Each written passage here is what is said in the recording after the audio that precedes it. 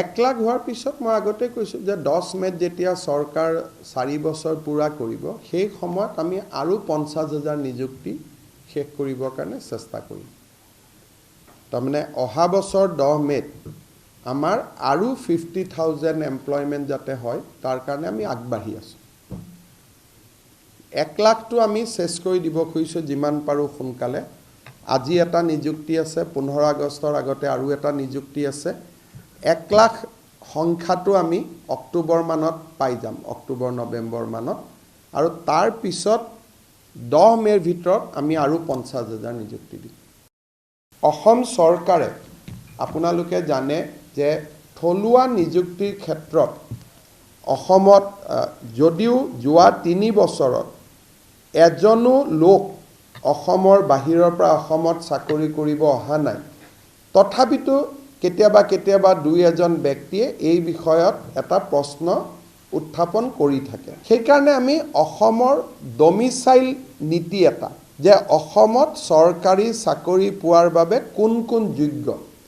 এই ডমিচাইল নীতি এটা আমি খুব সোনকালে প্ৰকাশ কৰিবৰ বাবে আমি সিদ্ধান্ত লৈছোঁ অসমৰ বিভিন্ন ব্যক্তিৰ লগত মই অনানুষ্ঠানিকভাৱে এই দিশত কথা পাতিছোঁ কিন্তু এই বিষয়ত সকলো বাক বিতণ্ডা ওৰ পেলাবৰ কাৰণে প্ৰথমতে তৃতীয় আৰু চতুৰ্থ বৰ্গৰ কাৰণে পিছত আমি তাক আগবঢ়াই লৈ গৈ থাকিম এটা ডমিচাইল নীতি এটা আমি প্ৰস্তুত কৰিম আৰু এই মাহৰ ভিতৰতে আমি এটা সিদ্ধান্ত ল'বৰ কাৰণে আগবাঢ়ি গৈ আছোঁ যাতে আমি ডমিচাইল নীতি এটা অসমৰ কাৰণে আমি প্ৰকাশ কৰিব পাৰোঁ অসমৰ শিক্ষকসকলৰ আমি এটা মিউচুৱেল ট্ৰান্সফাৰৰ ব্যৱস্থা আমি কৰিছিলোঁ মই শিক্ষামন্ত্ৰী হৈ থকা সময়ত আৰু তাৰ এই নীতিটোৰ ফলত বহুত শিক্ষক নিজৰ গৃহ জিলালৈকে উভতি আহিব পাৰিছিলে আমি যোৱা বছৰৰ পৰা এই বছৰ আৰু চলি থাকিব প্ৰায় more than 40,000 গ্ৰেড 3 গ্ৰেড 4 কৰ্মচাৰীক আমি নিযুক্তি দিছোঁ বিভিন্ন বিভাগত পুলিচ সকলো মিলি